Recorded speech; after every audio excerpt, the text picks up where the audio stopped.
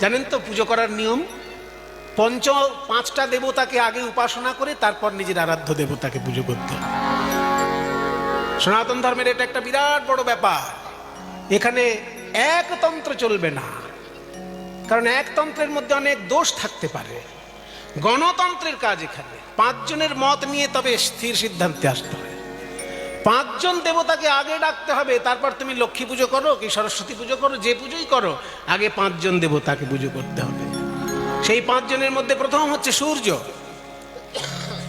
প্রথম হচ্ছে গণেশ, তারপর হচ্ছে সূর্য, তারপর হচ্ছে বিষ্ণু, তারপর হচ্ছে শিব, তারপর হচ্ছে দুর্গা। শুধু গণতন্ত্র নয়, নারী পুরুষের ভেদ এখানে থাকছে না, কারণ একজন নারী দেবতা থাকছে, শেষে দুর্গা থাকছেন। সেই জন্য নারী মানে পুরুষই একমাত্র ভগবান হবে আর নারী ভগবান হবে না, এই খারাপ দৃষ্টিভঙ্গি সনাতন ধর্মের ঋষি শেখায়নি যে শুধুমাত্র পুরুষই ভগবান হবে আর নারীর ভগবান হবার ক্ষমতা নেই। এ হবে না, এসব কথা চলবে না। ওই দেখো পাঁচজন দেবতার মধ্যে চারজন পুরুষ, তো একজন মাও আছেন। প্রথমে গণেশ, তারপর সূর্য, তারপর বিষ্ণু, তারপর শিব, তারপর দুর্গা।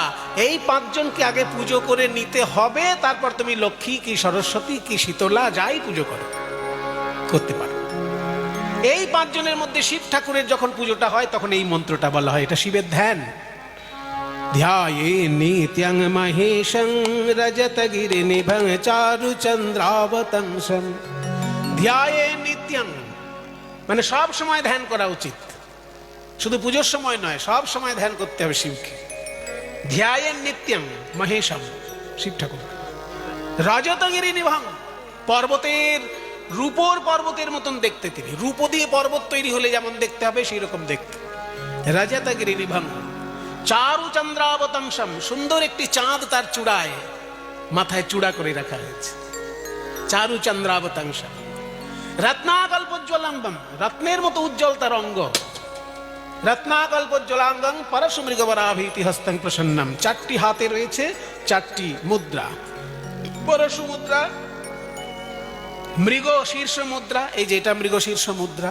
মৃগ শীর্ষ মুদ্রা এরকম হয়, এই যে তর্জনী আর কনিষ্ঠাকে খাড়া করে রাখতে হবে, আর বুড়ো আঙুলটার সঙ্গে মাঝখানের দুটো আঙুলকে জুড়ে দিতে হবে। দেখুন হরিণের মাথার মতো লাগছে, এই যে হরিণ। তর্জনী আর ছোট আঙুলটাকে বড় করে দিন, খাড়া করে রাখুন, আর মাঝখানের দুটো আঙুলকে নামান, নামিয়ে বুড়ো আঙুলের মাথায় ঠেকান। এইটার নাম হচ্ছে মৃগশীর্ষ মুদ্রা। তাহলে এটা শিব ঠাকুরের চারটে হাতের মধ্যে একটা হাত এরকম পরশু মৃগ।